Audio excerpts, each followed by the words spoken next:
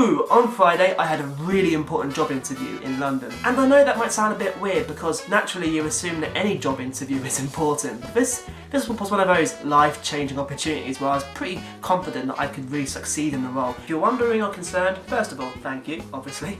But I don't find out until next Thursday, so I've got a bit of leeway still, but you know, fingers crossed. In any case, when I woke up on Friday morning after a night of pummeling winds and the rain lashing down, I checked National Rail and found delays of at least half an hour on every route coming out of Liverpool Lime Street. Thankfully, I had come down to see my family in East Grinstead the night before, and Southern Rail ran like a commuter's wet dream, everything on time. That's a really weird image actually, commuter's wet dream. That's the world we live in now where that sort of thing is possible. Cut to today and it is absolutely pouring it down outside, just horrible. It's very easy and incredibly optimistic to dream of a white Christmas. I mean, we hear the song every year and we sing along to it, but think about it for a moment, and actually it flies in the face of order, as if there wasn't enough stress at this time of year. I don't know what it's like in other countries, but if even a few snowflakes fall here in England, everything just goes into chaos. Schools close, work is called off, and any form of travel is just deemed impossible unless undertaken in either snowshoes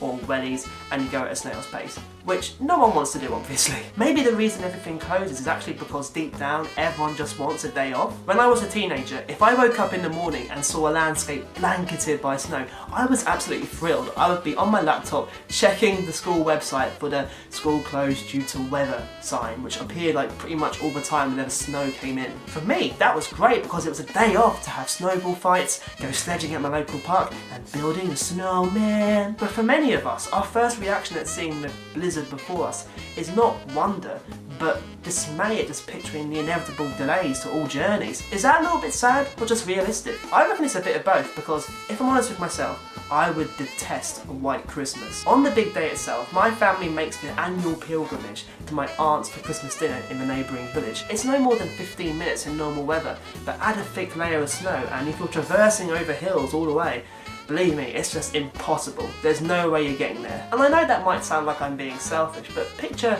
the hordes of commuters who are hastily travelling home on Christmas Eve or making even longer journeys and just wringing their hands at delays on the trains or accidents on the motorway. White Christmas just isn't practical in 2014. Maybe a white Boxing Day would be more suitable, but it doesn't have the same ring to it. But then again, that just sums up the Christmas season really. We have this picture perfect image in our heads of what it should be like, and then you have reality hitting you in the face. I mean, that might sound depressing, like real life just isn't as scenic as you want it to be, but it's what you put into the circumstances you have that make it memorable. For me, I'm just happy to picture what a white Christmas would look like, because I think reality would be somewhat different. Have a good one, and I will see you next time. On the first day of Christmas, Zeppelin gave to me a video because I subscribed.